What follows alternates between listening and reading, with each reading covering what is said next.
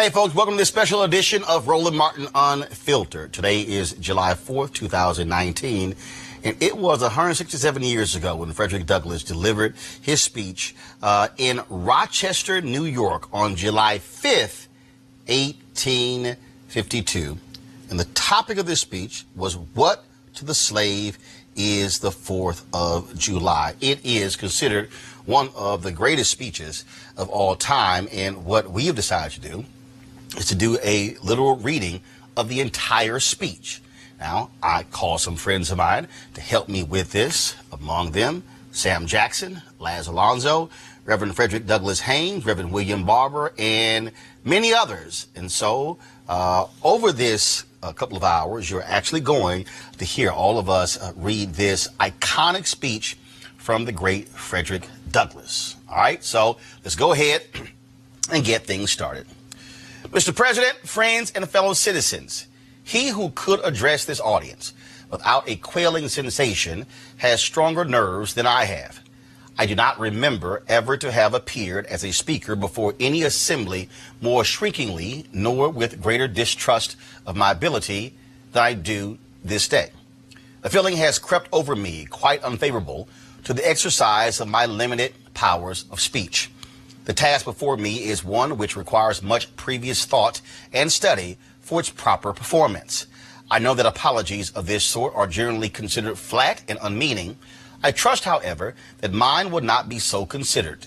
Should I seem at ease, my appearance would much misrepresent me. The little experience I have had in addressing public meetings in country schoolhouses avails me nothing on the present occasion. The papers and placards say that I am to deliver a 4th of July oration. This certainly sounds large and out of the common way, for it is true that I have often had the privilege to speak in this beautiful hall and to address many who now honor me with their presence. But neither their familiar faces nor the perfect gauge I think I have of Corinthian Hall seems to free me from embarrassment. The fact is, ladies and gentlemen, the distance between this platform and the slave plantation from which I escaped is considerable. And the difficulties to be overcome in getting from the latter to the former are by no means slight. That I am here today is to me a matter of astonishment as well as of gratitude. You will not, therefore, be surprised if in what I have to say I evince no elaborate preparation nor grace my speech with any high-sounding exordium. With little experience and with less learning, I have been able to throw my thoughts hastily and imperfectly together. And trusting to your patient and generous indulgence, I will proceed to lay them before you. This, for the purpose of this celebration, is the 4th of July. It is the birthday of your national independence and of your political freedom. This to you is what the Passover was to the emancipated people of God. It carries your minds back to the day and to the act of your great deliverance and to the signs and to the wonders associated with that act and that day. This celebration also marks the beginning of another year of your national life and reminds you that the Republic of America is now 76 years old. I am glad, fellow citizens, that your nation is so young. 76 years, though a good old age for a man, is but a mere speck in the life of a nation. 70 years and 10 is the allotted time for individual men, but nations number their years by thousands. According to this fact, you are even now only in the beginning of your national career, still lingering in the period of childhood. I repeat, I am glad this is so. There is hope in the thought, and hope is much needed under the dark clouds which lower above the horizon. The eye of the reformer is met with angry flashes, portending disastrous times, but his heart may well beat lighter at the thought that America is young and that she is still in the impressible stage of her existence. May he not hope that high lessons of wisdom, of justice, and of truth will yet give direction to her destiny? Were the nation older, the patriot's heart might be sadder, and the reformer's brow heavier. Its future might be shrouded in gloom, and the hope of its prophets go out in sorrow. There is consolation in the thought that America is young. Great streams are not easily turned from channels, worn deep in the course of ages. They may sometimes rise in quiet and stately majesty and inundate the land, refreshing and fertilizing the earth with their mysterious properties. They may also rise in wrath and fury and bear away on their angry waves the accumulated wealth of years of toil and hardship. They, however, gradually flow back to the same old channel and flow on as serenely as ever. But while the river may not be turned aside, it may dry up and leave nothing behind but the withered branch and the unsightly rock to howl in the abyss-sweeping wind, the sad tale of departed glory. As with rivers, so with nations. Fellow citizens, I shall not presume to dwell at length on the associations that cluster about this day. The simple story of it is that 76 years ago, the people of this country were British subjects. The style and title of your sovereign people, in which you now glory, was not then born. You were under the British crown. Your fathers esteemed the English government as the home government and England as the fatherland. This home government, you know, although a considerable distance from your home, did in the exercise of its parental prerogatives impose upon its colonial children such restraints, burdens, and limitations as, in its mature judgment, it deemed wise, right, and proper. But your fathers, who had not adopted the fashionable idea of this day, of the infallibility of government and the absolute character of its acts, presumed to differ from the home government in respect to the wisdom and the justice of some of those burdens and restraints. They went so far in their excitement as to pronounce the measures of government unjust, unreasonable, and oppressive, and altogether such as ought not to be quietly submitted to. I scarcely need say, fellow citizens, that my opinion of those measures fully accords with that of your fathers. Such a declaration of agreement on my part would not be worth much to anybody. It would certainly prove nothing as to what part I might have taken had I lived during the great controversy of 1776. To say now that America was right and England wrong is exceedingly easy. Everybody can say it. The dastard, not less than a noble brave, can flippantly descant on the tyranny of England towards the American colonies. It is even fashionable to do so. But there was a time when to pronounce against England and in favor of the cause of the colonies tried men's souls. They who did so were accounted in their day plotters of mischief, agitators and rebels, dangerous men, to side with the right against the wrong, with the weak against the strong, and with the oppressed against the oppressor. Here lies the merit, and the one which, of all others, seems unfashionable in our day. The cause of liberty may be stabbed by the men who glory in the deeds of your fathers. But to proceed, feeling themselves harshly and unjustly treated by the home government, your fathers, like men of honesty and men of spirit, earnestly sought redress. They petitioned and remonstrated. They did so in a decorous, respectful, and loyal manner. Their conduct was wholly unexceptionable. This, however, did not answer the purpose. They saw themselves treated with sovereign indifference, coldness, and scorn. Yet they persevered. They were not the men to look back.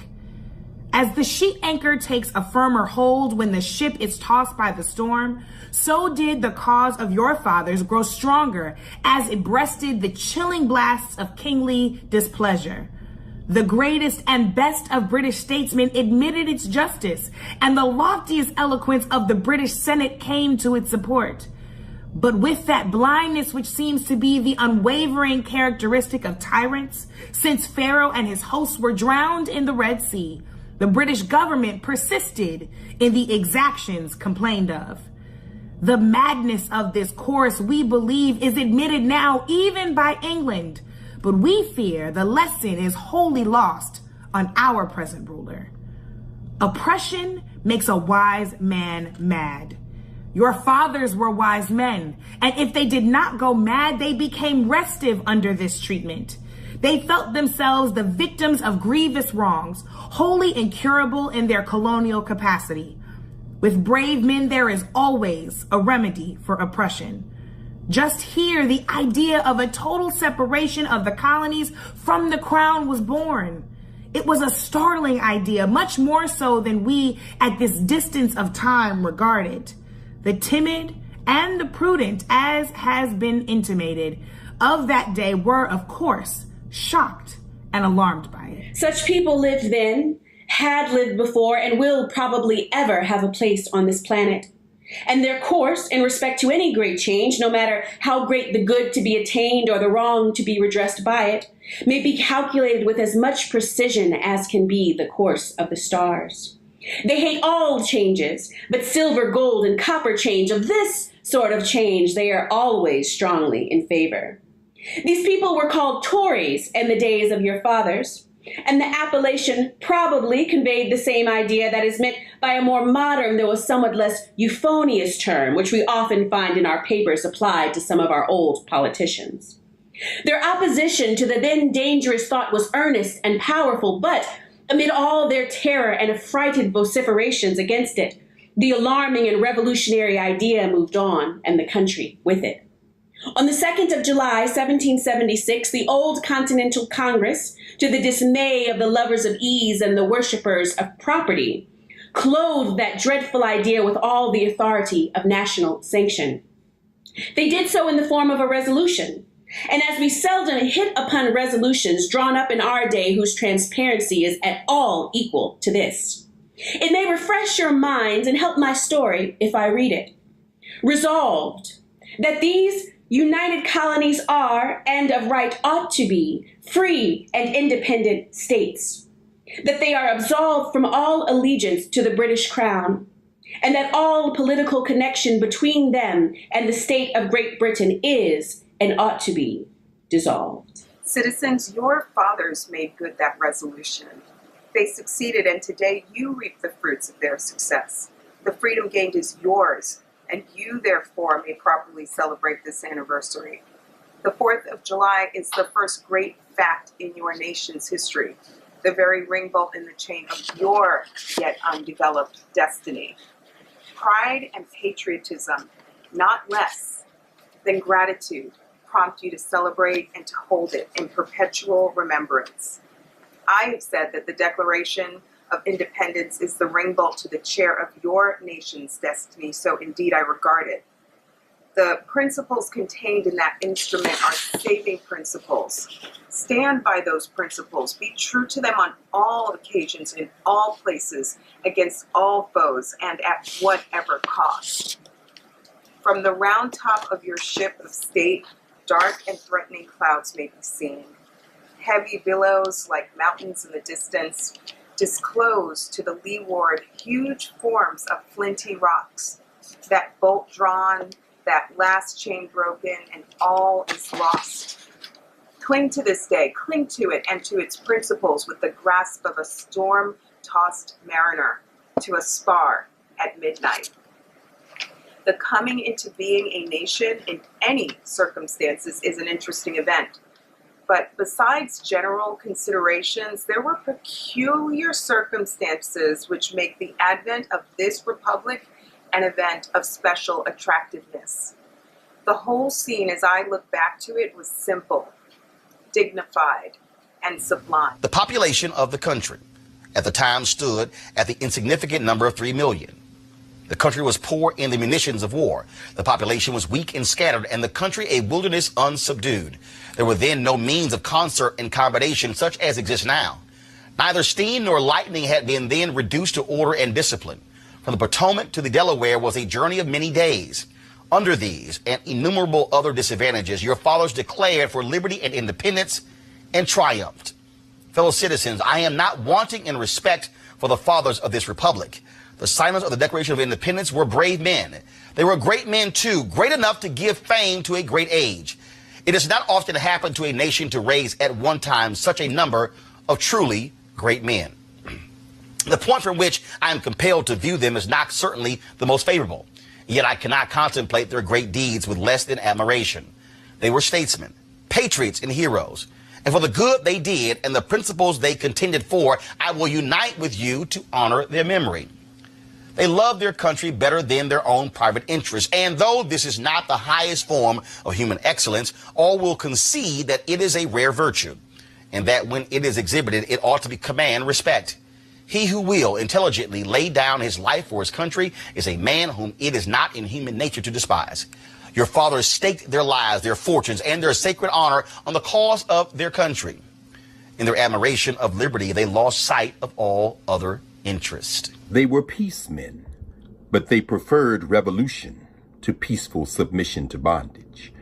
They were quiet men, but they did not shrink from agitating against oppression. They showed forbearance, but that they knew its limits. They believed in order, but not in the order of tyranny. With them, nothing was settled that was not right. With them, justice, liberty, and humanity were final, not slavery and oppression. You may well cherish the memory of such men. They were great in their day and generation. Their solid manhood stands out the more as we contrast it with these degenerate times. How circumspect, exact, and proportionate were all their movements. How unlike the politicians of an hour. Their statesmanship looked beyond the passing moment and stretched away in strength into the distant future. They seized upon eternal principles and set a glorious example in their defense. Mark them. Fully appreciating the hardship to be encountered, firmly believing in the right of their cause, honorably inviting the scrutiny of an onlooking world, reverently appealing to heaven to attest their sincerity, soundly comprehending the solemn responsibility they were about to assume, wisely measuring the terrible odds against them. Your fathers, the fathers of this republic, did, most deliberately, under the inspiration of a glorious patriotism and with a sublime faith in the great principles of justice and freedom, lay deep the cornerstone of the national superstructure, which has risen and still rises in grandeur around you. Of this fundamental work, this day is the anniversary. Our eyes are met with demonstrations of joyous enthusiasm. Banners and pennants wave exultingly on the breeze. The din of business, too, is hushed. Even Mammon seems to have quitted his grasp on this day. The ear-piercing fife and the steering drum unite their accents with the ascending peal of 1,000 church bells. Prayers are made, hymns are sung, and sermons are preached in honor of this day. While the quick martial tramp of a great and multitudinous nation, echoed back by all the hills, valleys, and mountains of a vast continent, bespeak the occasion, one of thrilling and universal interest, a nation's jubilee. Friends and citizens, I need not enter further into the causes which led to this anniversary. Many of you understand them better than I do. You can instruct me in regard to them. That is a branch of knowledge in which you feel perhaps a much deeper interest than your speaker. The causes which led to the separation of the colonies from the British Crown have never lacked for a tongue. They have all been taught in your common schools, narrated at your firesides, unfolded from your pulpits, and thundered from your They have all been taught in your common schools, narrated at your firesides, unfolded from your pulpits, and thundered from your legislative halls, and are as familiar to you as household words. They form the staple of your national poetry and eloquence. I remember also that as a people, Americans are remarkably familiar with all facts which make it in their own favor. This is esteemed by some as a national trait, perhaps a national weakness. It is a fact that whatever makes for the wealth or for the reputation of Americans and can be had cheap will be found by Americans. I shall not be charged with slandering Americans.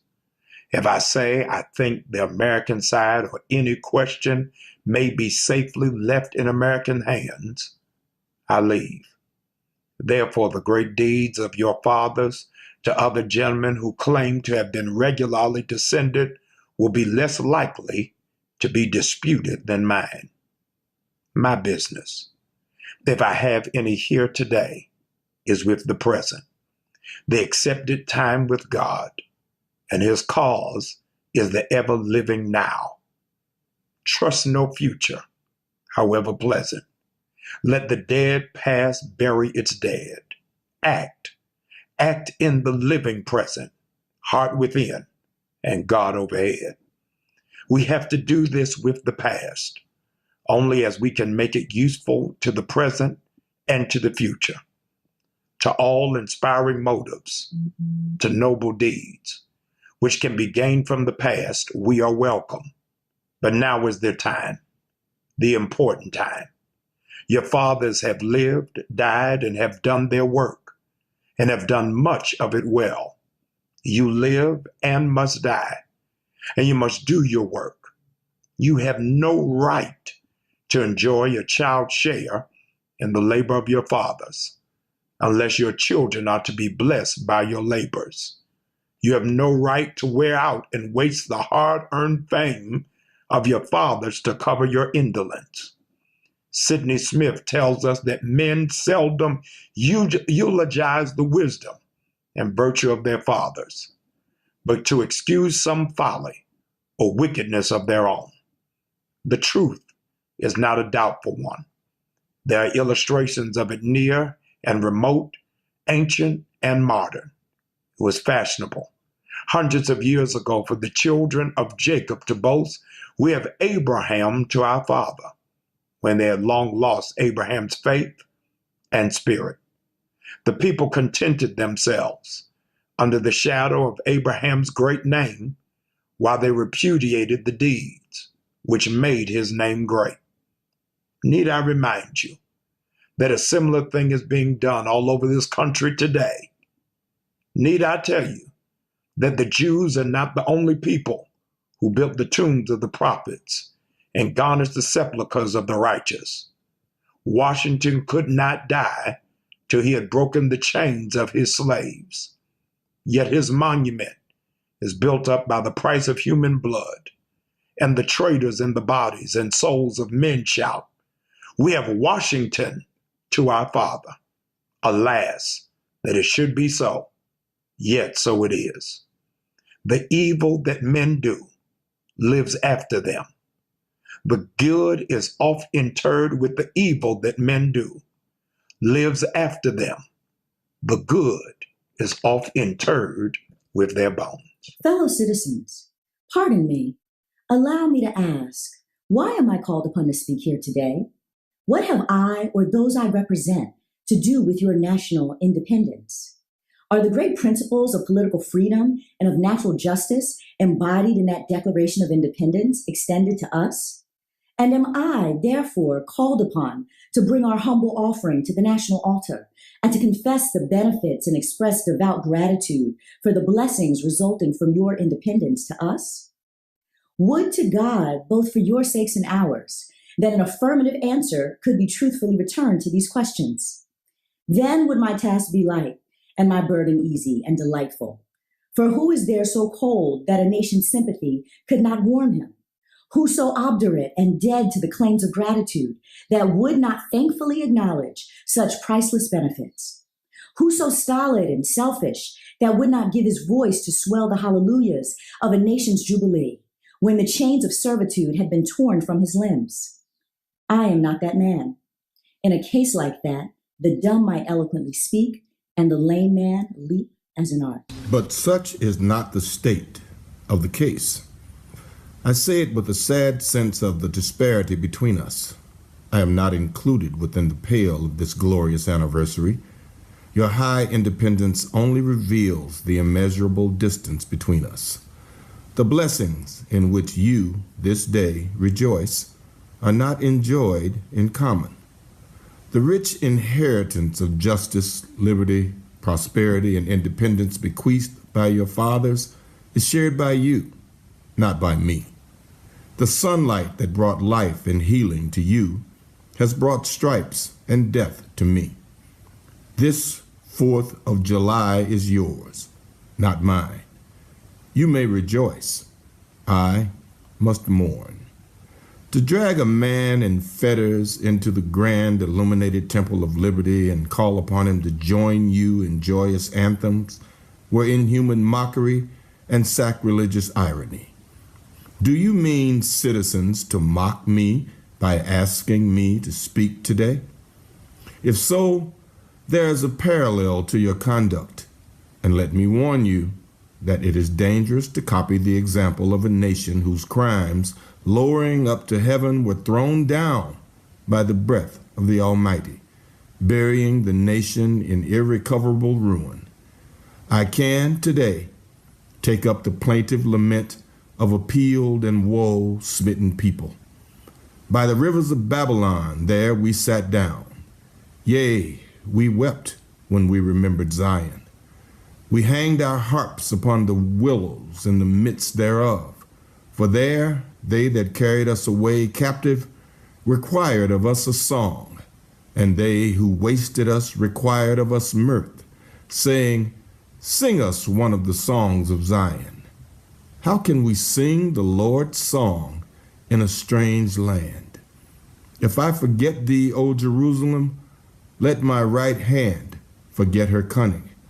If I do not remember thee, let my tongue cleave to the roof of my mouth. Fellow citizens, above your national tumultuous joy, I hear the mournful wail of millions. Chains heavy and grievous yesterday are today rendered intolerable by the jubilee shouts that reach them. If I forget, if I do not faithfully remember those bleeding children of sorrow this day, may my right hand forget her cunning, and may my tongue cleave to the roof of my mouth. To forget them, to pass lightly over their wrongs, and to chime in with popular theme would be treason most scandalous and shocking, and would make me reproach before God and the world. My subject, fellow citizens, is American slavery. I shall see this day and its popular characteristics from the slave's point of view. Standing there, identified with the American bondsman, making his wrongs mine, I do not hesitate to declare with all my soul that the character and conduct of this nation never looked blacker to me than on the 4th of July. Whether we turn to the declarations of past or to the professions of the present, the conduct of the nation seems equally hideous and revolting. America is false to the past, false to the present, and solemnly binds herself to the false to the future. Standing with God and the crushed and bleeding slave, on this occasion I will, in the name of humanity which is outraged, in the name of liberty which is fettered, in the name of the Constitution and the Bible which are disregarded and trampled upon, dare to call into question and to denounce with all emphasis I can command everything that serves to perpetuate slavery, the great sin and shame of America. I will not equivocate. I will not excuse.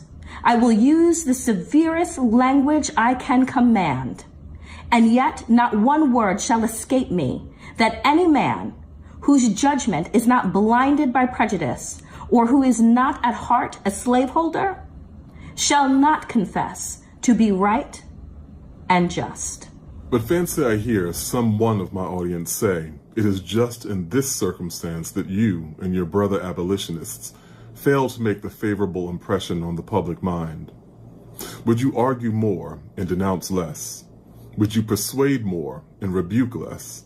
Your cause would be much more likely to succeed. But I submit, where all is plain, there is nothing to be argued. What point in the anti-slavery creed would you have me argue? On what branch of the subject do the people of this country need light? Must I undertake to prove that the slave is a man? That point is conceded already. Nobody doubts it. The slaveholders themselves acknowledge it in their enactment of laws for their government. They acknowledge it when they punish the disobedience on the part of the slave. There are 72 crimes in the state of Virginia which, if committed by a black man, no matter how ignorant he be, subject him to the punishment of death, while only 2 of the same crimes will subject a white man to the like punishment. What is this but the acknowledgement that the slave is a moral and intellectual and responsible being? The manhood of the slave is conceded. It is admitted in the fact that Southern statute books are covered with enactments forbidding, under severe fines and penalties, the teaching of the slave to read and write. When you can point to any such laws in reference to the beasts of the field, then I may consent to argue the manhood of the slave. When the dogs in your streets, when the fowls in the air, when the cattle on your hills, when the fish of the sea, and the reptiles that crawl, shall be unable to distinguish the slave from a brute, then will I argue with you that the slave is a man. For the present, it is enough to affirm the equal manhood of the Negro.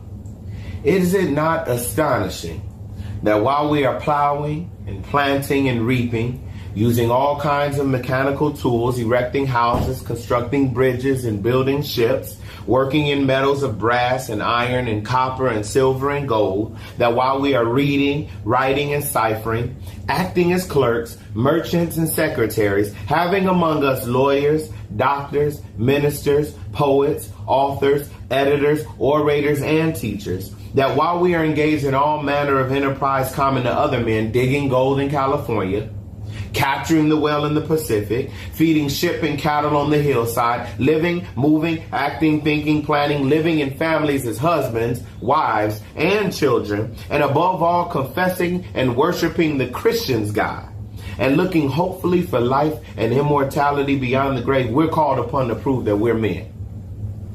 Would you have me argue that man is entitled to liberty, that he is the rightful owner of his own body? You've already declared it. Must I argue the wrongfulness of slavery? Is that a question for Republicans? Is it to be settled by the rules of logic and augmentation as a matter beset with great difficulty, involving a doubtful application of the principle of justice so hard to be understood?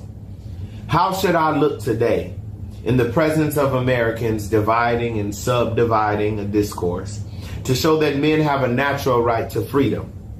Speaking of it relatively, positively, negatively, and affirmatively, to do so would make myself look ridiculous and offer an insult to your understanding. There is not a man beneath the canopy of heaven that does not know that slavery is not for him. What?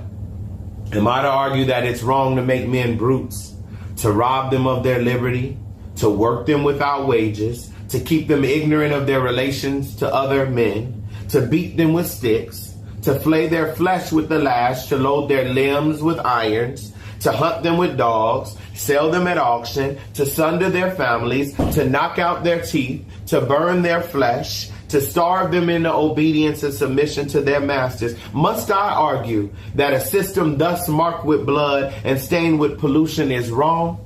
No, I will not. I have better employments for my time and strength than such arguments would imply. What then remains to be argued? Is it that slavery is not divine? That God did not establish it?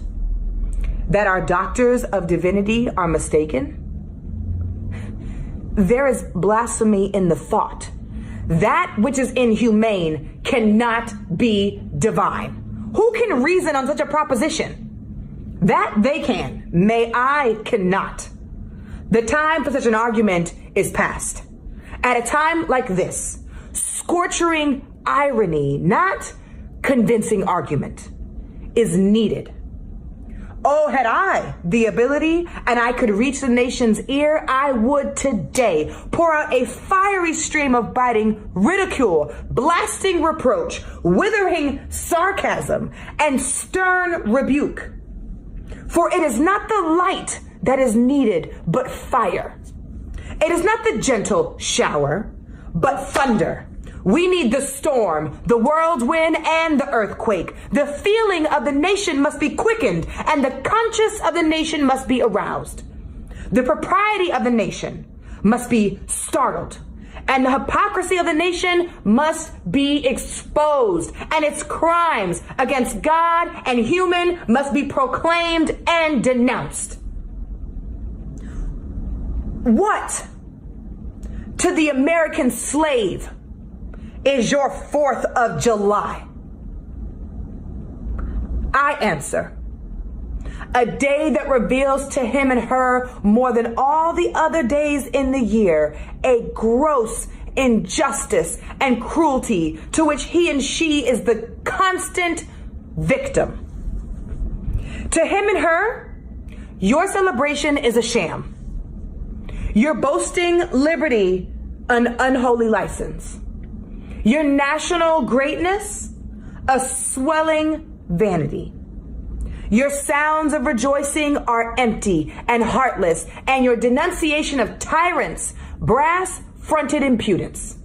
Your shouts of liberty and equality, hollow mockery. Your prayers and hymns, your sermons and thanksgivings, with all of your religious parade. The solemnity are to him and her mere bombast, fraud, depiction, and hypocrisy. A thin veil to cover up the crimes which should disgrace a nation of savages. There is not a nation on this earth more guilty of practices more shocking and bloody than are the people of these United States at this very hour. Go where you may, search where you will. Roam through all the monarchies and despotisms of the old world. Travel through South America, search out every abuse. And when you have found the last, lay your facts by the side of everyday practices of this nation, and you will say with me that for revolting barbarity and shameless hypocrisy, America reigns without a rival. Take the American slave trade, which we are told by the papers is especially prosperous just now. Ex-Senator Benton tells us that the price of men has never been higher than now. He mentions the fact to show that slavery is in no danger. This trade is one of the peculiarities of American institutions. It is carried out in all the large towns and cities in one half of this Confederacy, and millions are pocketed every year by dealers in this horrid traffic. In several states, this trade is a chief source of wealth. It is called, in contradistinction to the foreign slave trade, the internal slave trade. It is probably called so, too, in order to divert from its horror with which the foreign slave trade is contemplated. That trade has long since been denounced by this government as piracy. It has been denounced with burning words from the high places of the nation as an execrable traffic. To arrest it, to put an end to it, this nation keeps a squadron at immense cost on the coast of Africa. Everywhere in this country, it is safe to speak of this foreign slave trade as a most inhuman traffic, opposed alike to the laws of God and of man.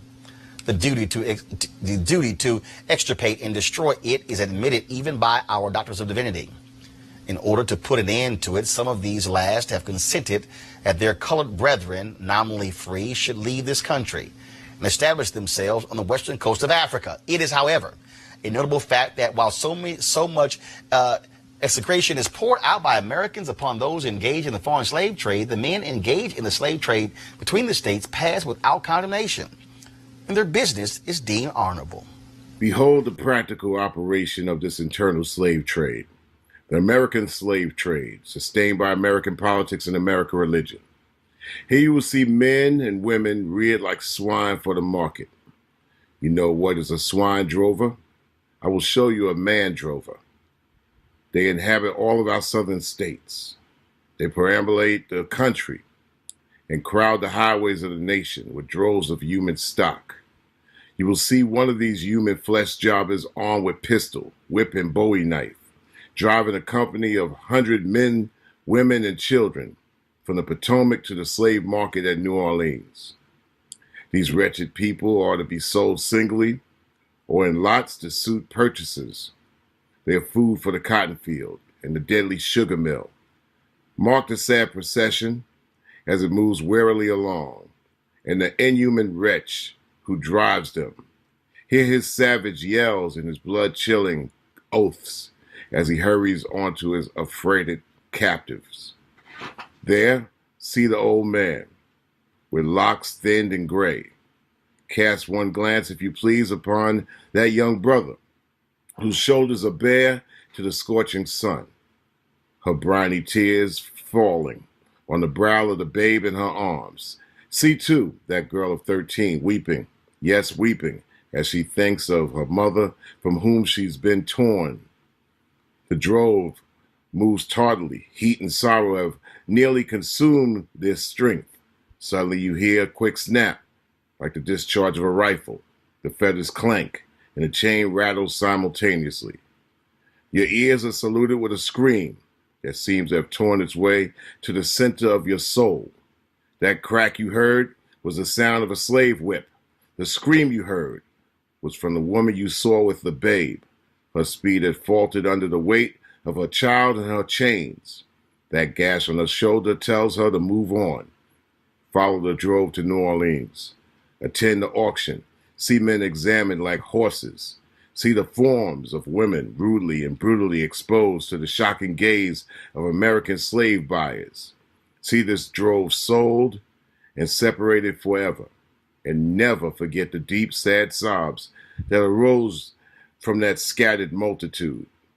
Tell me, citizens, where, under the sun, you could witness a spectacle more fiendish and shocking. Yet, this is but a glance at the American slave trade as it exists at this moment in the ruling part of the United States. I was born amid such sights and scenes.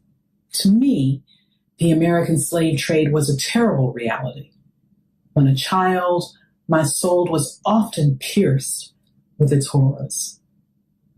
I lived in Philpott Street, Fells Point, Baltimore, and have watched from the wharfs the slave ships in the basin, anchored from the shore with their cargoes of human flesh, waiting for favorable winds to waft them down the Chesapeake. There was at that time a grand slave mart kept at the head of Pratt Street by Austin Woodfolk. His agents were sent into every town and county in Maryland announcing their arrival through the papers and on flaming handbills headed "Cash for Negroes." These men were generally well-dressed men and very captivating in their manners, ever ready to drink, to treat, and to gamble. The fate of many a slave has depended upon the turn of a single card, and many a child has been snatched from the arms of its mother by bargains arranged in a state of brutal drunkenness. The fleshmongers gather up their victims by the dozens and drive them chained to the General Depot at Baltimore. When a sufficient number have been collected here, a ship is chartered for the purpose of conveying the forlorn crew to Mobile or to New Orleans. From the slave prison to the ship, they are usually driven in the darkness of night, for since the anti-slavery agitation, a certain caution is observed. In the deep, still darkness of midnight, I have been often aroused by the dead, heavy footsteps and the piteous cries of the chain gangs that passed our door. The anguish of my boyish heart was intense, and I was often consoled when speaking to my mistress in the morning to hear her say that the custom was very wicked and that she hated to hear the rattle of the chains and the heart-rending cries. I was glad to find one who sympathized with me in my horror. Fellow citizens, this murderous traffic is today an active operation in this boasted republic. In the solitude of my spirit, I see clouds of dust raised on the highways of the South. I see the bleeding footsteps. I hear the doleful wail of fettered humanity on the way to the slave markets, where the victims are to be sold like horses, sheep, and swine, knocked off to the highest bidder. There I see the tenderest of ties ruthlessly broken to gratify the lust, caprice, and reciprocity of the buyers and sellers of men. My soul sickens at the sight. Are these the graves that slumber in? But a still more inhuman, disgraceful, and scandalous state of things remains to be presented. By an act of the American Congress, not yet 2 years old, slavery has been nationalized in its most horrible and revolting form. By that act, Mason and Dixon's line has been obliterated. New York has become as Virginia, and the power to hold, hunt, and sell men and women and children as slaves remains no longer a mere state institution, but is now an institution of the whole United States. The power is coextensive with the Star-Spangled Banner and American Christianity. Where these go, may also go the merciless slave hunter. Where these are, man is not sacred. He is a bird for the sportsman's gun. By that most foul and fiendish of all human degrees, the liberty and person of every man are put in peril. Your broad Republican domain is hunting ground for men, not for thieves and robbers, enemies of society merely, but for men guilty of no crime. Your lawmakers have commanded all good citizens to engage in this hellish sport. Your president, your secretary of state, our lords, nobles, and ecclesiastics enforce as a duty you owe to your free and glorious country and to your God that you do this accursed thing. Not fewer than 40 Americans have within the past 2 years been hunted down and without a moment's warning hurried away in chains and consigned to slavery in excruciating torture. Some of these had wives and children dependent upon them for bread, but of this no account was made. The right of the hunter to his prey stands superior to the right of marriage and to all rights in this republic, the rights of God included. For black men, there are neither law, justice, humanity, nor religion. The Fugitive Slave Law makes mercy to them a crime and bribes the judge who tries them. An American judge gets $10 for every victim he consigns to slavery and $5 when he fails to do so. The oath of any two villains is sufficient under this hell-bent enactment to send the most pious and exemplary black man into the remorseless jaws of slavery. His own testimony is nothing. He can bring no witnesses for himself. The minister of American justice is bound by the law to hear but one side, and that side is the side of the oppressor. Let this damning fact be perpetually told. Let it be thundered around the world that in tyrant-killing, king-hating, people-loving, democratic, Christian America, the seats of justice are filled with judges who hold their offices under an open and palpable bribe and are bound in deciding in the case of a man's liberty. Hear only his accusers. In glaring violation of justice, in shameless disregard of the forms of administering law, in cunning arrangement to entrap the defenseless, and in diabolical intent, this fugitive slave law stands alone in the annals of tyrannical legislation. I doubt if there be another nation on the globe having the brass and the baseness to put such a law on the statute book. If any man in this assembly thinks differently from me in this matter and feels able to disprove my statements, I will gladly confront him at any suitable time and place he may select. I take this law to be one of the grossest infringements of Christian liberty. And if the churches and ministers of our country were not stupidly blind or most wickedly indifferent, they too would so regard it. at the very moment that they are thanking God for the enjoyment of civil and religious liberty, and for the right to worship God according to the dictates of their own consciences, they are utterly silent in respect to a law which robs religion of its chief significance and makes it utterly worthless to a world lying in wickedness. Did this law concern the mint, anise, and cumin, abridge the right to sing psalms, to partake of the sacrament, or to engage in any of the ceremonies of religion, it would be smitten by the thunder of 1,000 pulpits. A general shout would go up from the church demanding repeal, repeal, instant repeal. And it would go hard with that politician who presumed to solicit the votes of the people without inscribing this motto on his banner. Further, if this demand were not complied with, another Scotland would be added to the history of religious liberty, and the stern old Covenanters would be thrown into the shade. A John Knox would be seen at every church door and heard from every pulpit, and Fillmore would have no more quarter than was shown by Knox to the beautiful but treacherous Queen Mary of Scotland. The fact that the church of our country, with fractional exceptions, does not esteem the Fugitive Slave Law as a declaration of war against religious liberty implies that the church regards religion simply as a form of worship, an empty ceremony, and not a vital principle requiring active benevolence, justice, love, and goodwill towards man.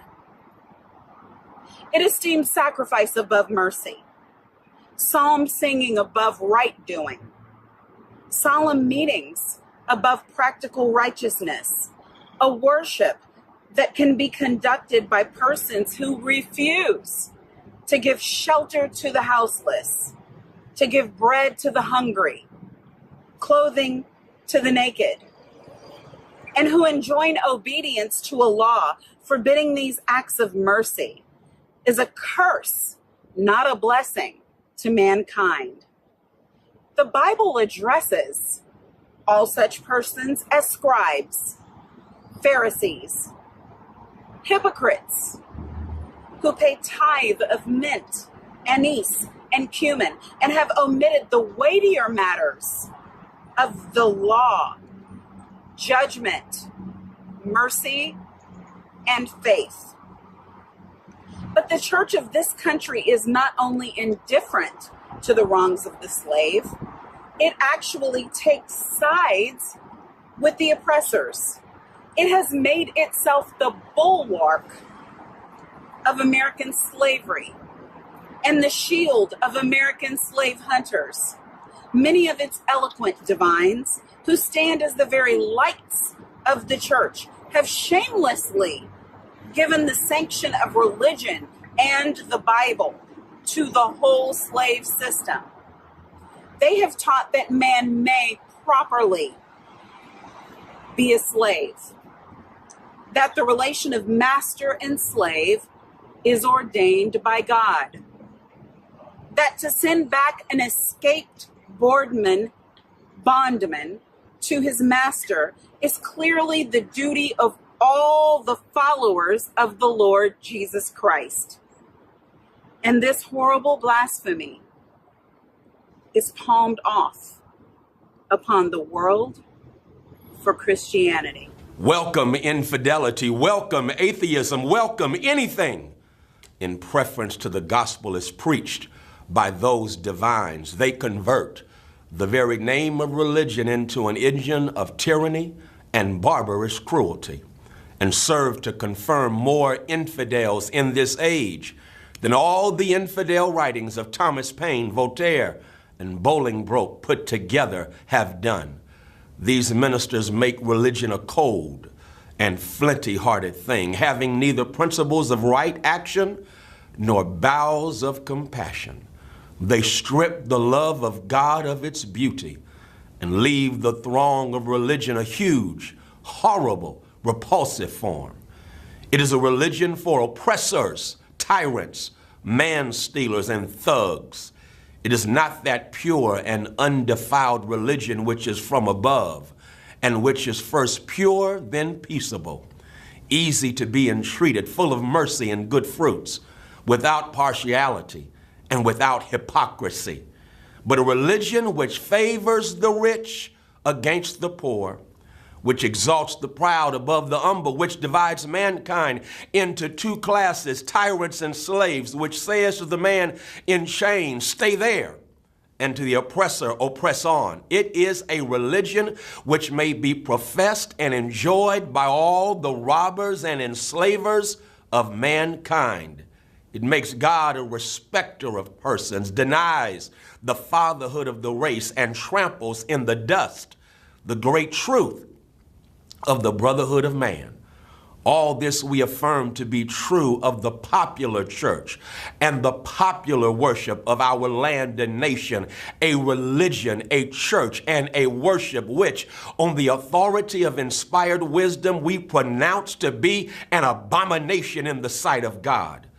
In the language of Isaiah, the American church might be well addressed. Bring no more vain ablations. Incense is an abomination unto me. The new moons and Sabbaths, the calling of assemblies, I cannot away with.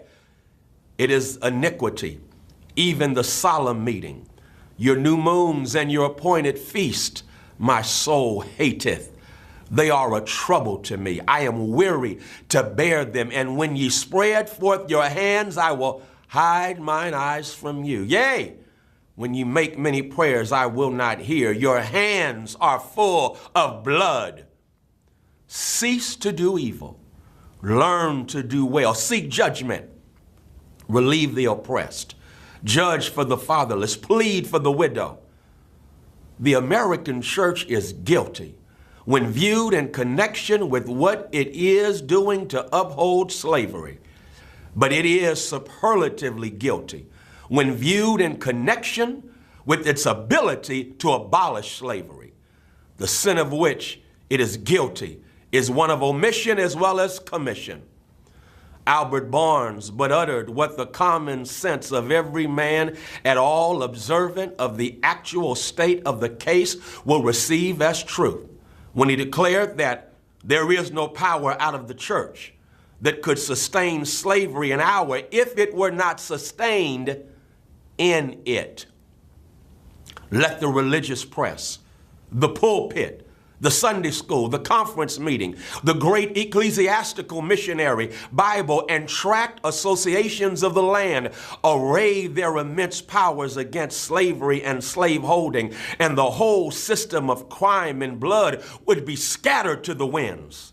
And that they do not do this involves them in the most awful responsibility of which the mind can conceive.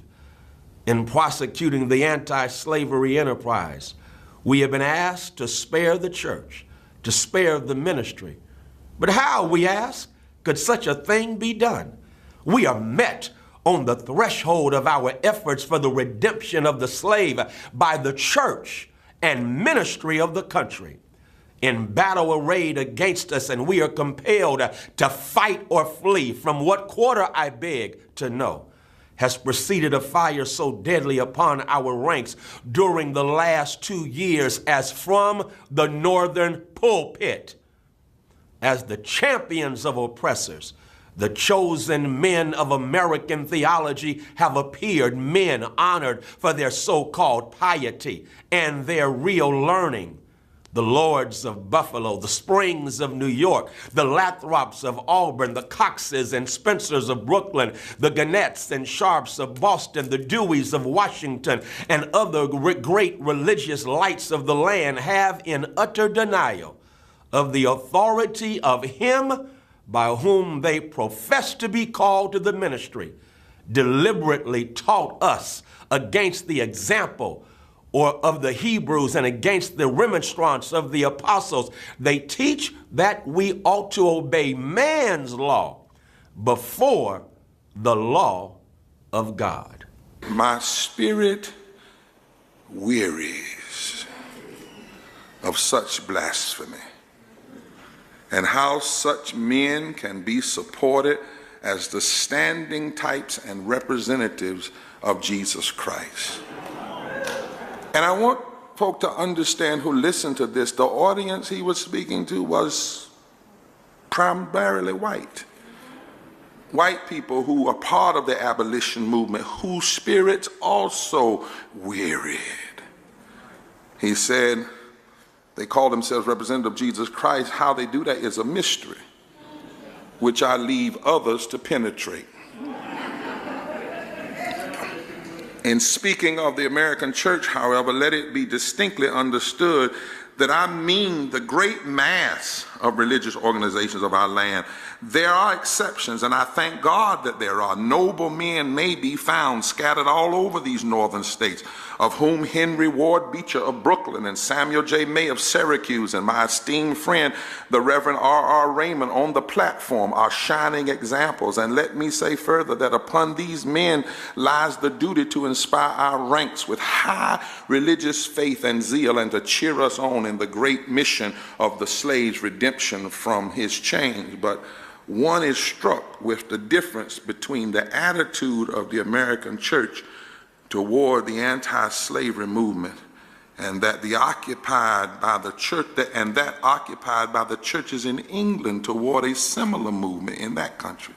There, the church, true to its mission of ameliorating, alleviating, and improving the condition of mankind, came forward promptly, bound up the wounds of the West Indian slave and restored him to his liberty.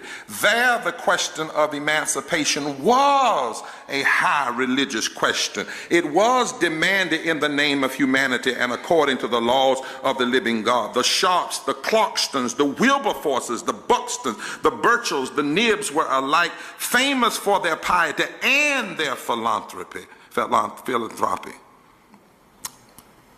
The anti-slavery movement there was not an anti-church movement, for the reason that the church took its full share in prosecuting that movement, and the anti-slavery movement in this country will cease to be an anti-church movement when the church of this country shall assume a favorable instead of a hostile position toward the movement.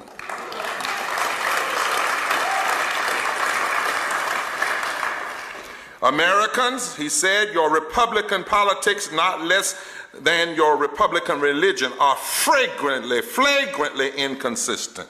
You boast of your love of liberty, your superior civilization, and your pure Christianity, while the whole political power of the nation is solemnly pledged to support and perpetrate the enslavement of 3 million of your countrymen. You hurl your anathemas at the crown-headed tyrants of Russia and Austria and pride yourselves in the democratic institution, while you yourselves consent to be mere tools and bodyguards of the tyrants of Virginia and Carolina.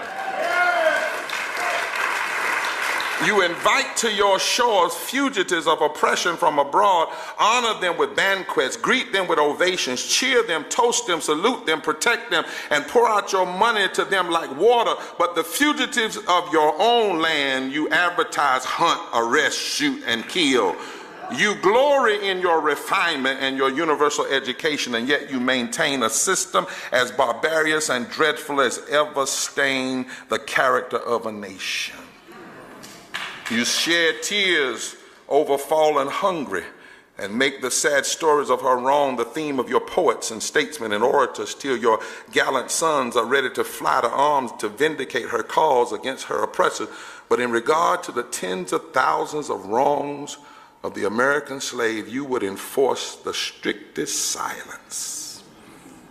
You're all on fire at the mention of liberty for France or Ireland, but you're as cold as an iceberg at the thought of liberty for the enslaved of America. You declare before the world and are understood by the world to declare that you hold these truths to be self-evident, that all men are created equal and endowed by their Creator with certain inalienable rights, and that among these are life, liberty, and the pursuit of happiness. And yet you hold securely in a bondage which, according to your own Thomas Jefferson, is worse than the ages of that which your fathers rose in rebellion to oppose. A seventh part of the inhabitants of your country. Fellow citizens, I will not enlarge further on your national inconsistencies. The existence of slavery in this country brands your republicanism as a sham, your humanity as a base pretense, and your Christianity as a lie. It destroys your moral power abroad. It corrupts your politicians at home. It saps the foundation of religion. It makes your name a hissing and a byword to a mocking earth. It is the antagonistic force in your government, the only thing that seriously disturbs and endangers your union. It fetters your progress. It is the enemy of improvement, the deadly foe of education. It fosters pride. It breeds insolence. It promotes vice. It is a curse to the earth that supports it, and yet you cling to it, as if it were the sheet anchor of all your hopes. Oh, be warned. Be warned. A horrible reptile is coiled up in your nation's bosom. The venomous creature is nursing at the tender breast of your youthful republic. For the love of God, tear away and fling from you this hideous monster, and let the weight of 20 millions crush and destroy it forever. But it is answered in reply to all this, that precisely what I have now denounced is in fact guaranteed and sanctioned by the Constitution of the United States. That the right to hold and to hunt slaves is a part of that Constitution, framed by the illustrious fathers of this republic. Then I dare to affirm, notwithstanding all I have said before, your fathers stooped, basely stooped, to palter with us in a double sense, and keep the word of promise to the ear, but break it to the heart. And instead of being the honest men I have before declared them to be, they were the veriest impostors that ever practiced on mankind. This is the inevitable conclusion, and from it there is no escape. But I differ from those who charge this baseness on the framers of the Constitution of the United States. It is a slander upon their memory, at least so I believe. There is not time now to argue the constitutional question at length, nor have I the ability to discuss it as it ought to be discussed. The subject has been handled with masterly power by Lysander Spooner, Esquire, by William Goodell, by Samuel E. Sewell, Esquire, and last, though not least, by Gerrit Smith, Esquire. These gentlemen have, as I think, fully and clearly vindicated the Constitution from any design to support slavery for an hour. Fellow citizens, there is no matter in respect to which the people of the North have allowed themselves to be so ruinously imposed upon as that of the pro-slavery character of the Constitution. In that instrument, I hold there is neither warrant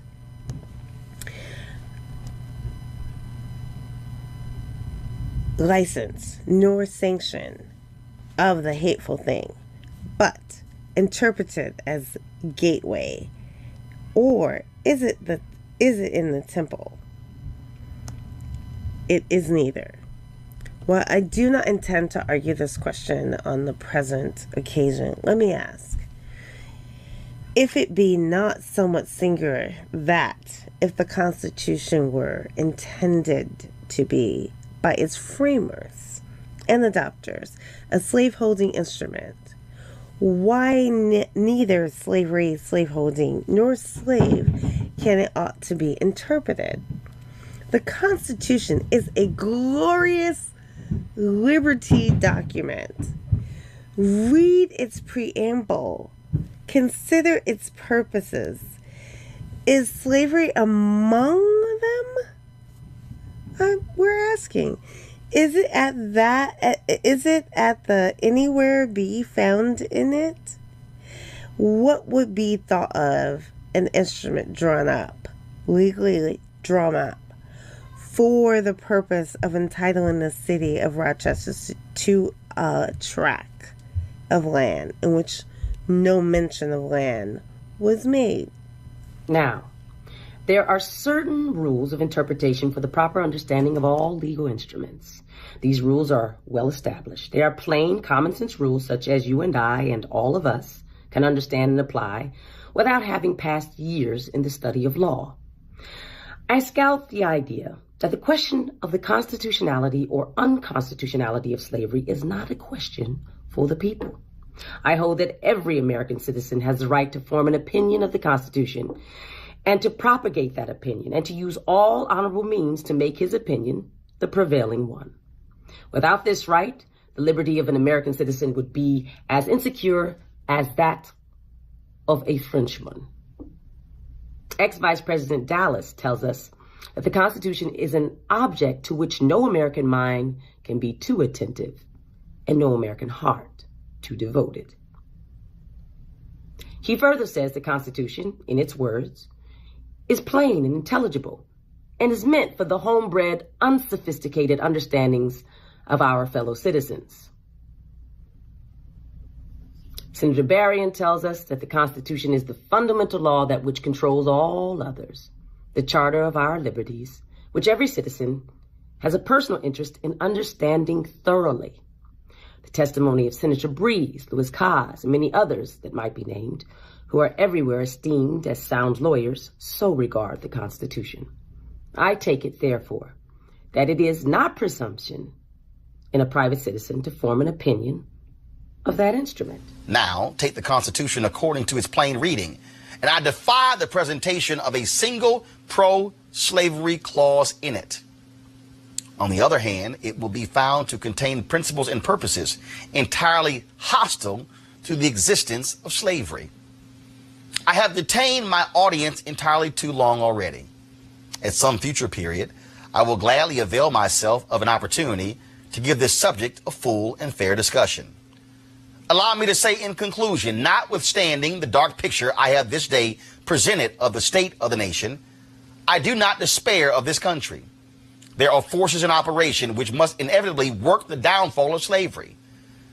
The arm of the Lord is not shortened, and the doom of slavery is certain. I, therefore, leave off where I began with hope, while drawing encouragement from the Declaration of Independence, the great principles it contains, and the genius of American institutions. My spirit is also cheered by the obvious tendencies of the age. Nations do not now stand in the same relation to each other as they did ages ago.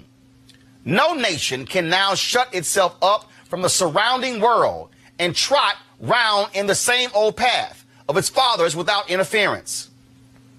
The time was when such could be done. Long-established customs of hurtful character could formally fence themselves in and do their evil work with social impunity.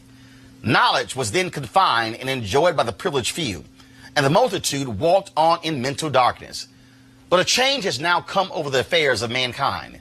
Walled cities and empires have become unfashionable. The arm of commerce has borne away the gates of the strong city. Intelligence is penetrating the darkest corners of the globe. It makes its pathway over and under the sea as well as on the earth. Wind, steam, and lightning are its chartered agents. Oceans no longer divide but link nations together. From Boston to London is now a holiday excursion. Space is comparatively annihilated. Thoughts expressed on one side of the Atlantic are distinctly heard on the other. The far-off and almost fabulous Pacific rose in grandeur at our feet. The celestial empire, the mystery of ages, is being solved. The fiat of the Almighty, let there be light, has not yet spent its force. No abuse, no outrage, whether in taste, sport, or avarice, can now hide itself from the all-pervading light. The iron shoe and crippled foot of China must be seen in contrast with nature.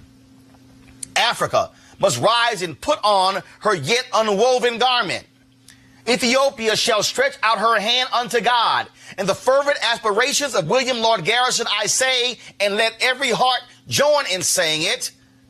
Godspeed the year of Jubilee, the wide world o'er, when from their galling chains set free. The oppressed shall vilely bend the knee and wear the yoke of tyranny like brutes no more. That year will come and freedom's reign to man his plundered fights again restore. Godspeed the day when human blood shall cease to flow. In every clime be understood the claims of human brotherhood, and each return for evil good, not blow for blow. That day will come, all feuds to end, and change into a faithful friend each foe. Godspeed the hour, the glorious hour, when none on earth shall exercise a lordly power, nor in a tyrant's presence cower, but to all manhood's stature tower by equal birth. That hour will come to each to all, and from his prison house the thrall go forth. Until that year, day, hour arrive, with head and heart and hand I'll strive to break the rod and rend the guide, the spoiler of his prey deprived. So witness heaven, and never from my chosen post, whate'er the peril or the cost, be driven. That, folks, was a speech Frederick Douglass delivered in Rochester, New York on July 5th, 1852, talking about what does the 4th of July mean to the slave. We wanted you to hear all of that because it puts in the proper context not only the state of America in 1852, but the state of America in 2019. So while others go with Trump on in front of the Lincoln Memorial, and he gives his speech and throws his party, and the tanks are there and fireworks go off, let us remind him, let's remind Republicans, remind Democrats, remind America, remind Fox News and CNN and MSNBC and ABC and NBC and CBS, remind Wall Street to Main Street to MLK Street, remind this nation that it is not a perfect union, that it still has not fully granted freedom to the former slaves, the ancestors of those who were enslaved, those who built this country. We certainly hope you enjoyed this presentation of Frederick Douglass's speech. Be sure to support Roland Martin Unfiltered by going to RolandMartinUnfiltered.com and support our Bring the Funk fan club. Every dollar you give goes to support this show to make this happen. Nobody else would do something like this on this day. And that's why having this show, black owned, black controlled, controlling our narrative, is so important. I'm Roland Martin. Have a great day. Holla! Folks, Black Star Network is here. Hold no punches! I'm real revolutionary right now. Support this man, Black Media. He makes sure that our stories are told. Thank you for being the voice of Black America, Roland. Stay black. I love y'all. All momentum we have now, we have to keep this going. The video looks phenomenal. See, this difference between Black Star Network and black-owned media and something like CNN. You can't be black-owned media and be scared. It's time to be smart. Bring your eyeballs home. You dig?